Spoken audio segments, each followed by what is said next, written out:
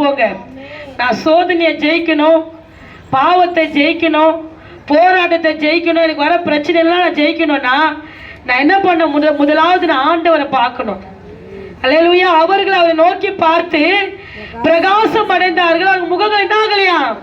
வெக்கப்படல. நம்ம ஆண்டவரை கேள்வி கேட்கிறோம், உனக்கு கண்ணு இல்லையாப்பா, காது இல்லையா, உனக்கு என்ன இல்லப்பா, எதுவுமே இல்லப்பா, என் பிரச்சனை நீ பார்க்கலாம். ஆண்டு உங்களை திருப்பி கேட்கிறாரு, எத்தனை நாள்மா நீ ஜெபம் பண்ண, எத்தனை வாட்டி ஜெபம் பண்ண, இன்னைக்கு என்ன நீ என்னம்மா தேதி 23, இன்னைக்கு எத்தனை வாட்டி என்ன ஜெபம் பண்ண ஆண்டு கேட்கிறாரு திருப்பி.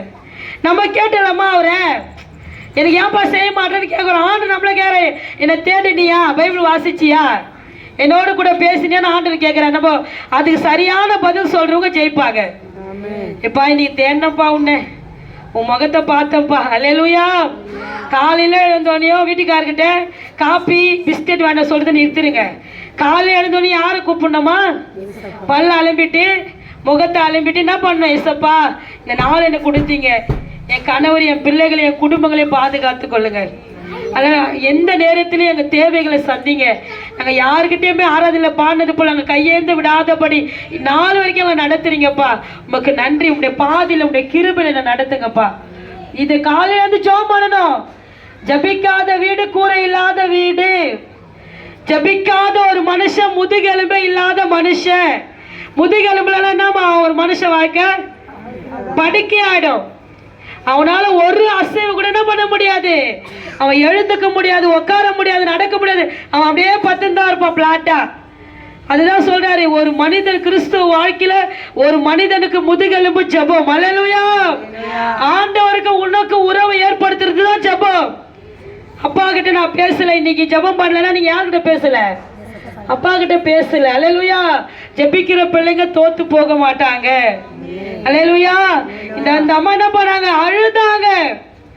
பிள்ளை சாகிறது என்னால என்ன பண்ண முடியாது. அழுத தாயாருக்கே கர்த்தர் மனம் இறங்கினார்னா கூப்பிட நம்மளுக்கு அதிகமா இறங்குவார். கைகளை தட்டி தேவனை மகிமைப்படுத்துவாங்க. அல்லேலூயா.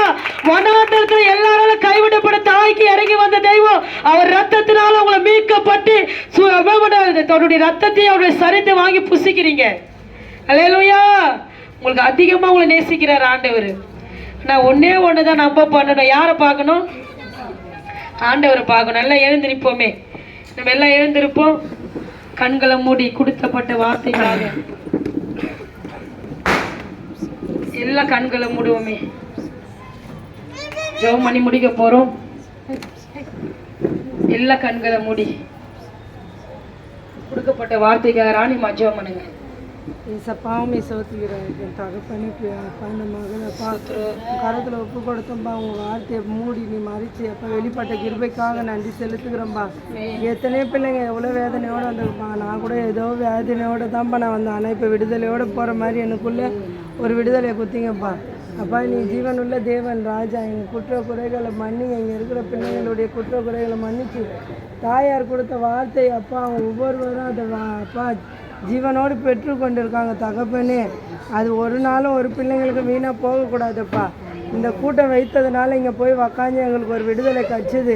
அந்த தாயார் மூலியமாக எங்களோட ஆண்டவர் இடைப்பட்டாலே நீ அடுத்த வாட்டி இந்த இடத்துல ஜெபம் நடக்கும்போது பல சாட்சிகள் எழும்படியாக நீங்கள் உதவி செய்யுங்கப்பா. தாயாரை கூட இன்னும் அநேகத்துக்கு எடுத்து பயன்படுத்துங்கப்பா. பல சுக ஆரோக்கியத்தை கொடுங்கப்பா. ஊழியக்காரர் நீ சுகத்தை நீங்கள் விரும்புகிற தேவனாக இருக்கிறீங்க.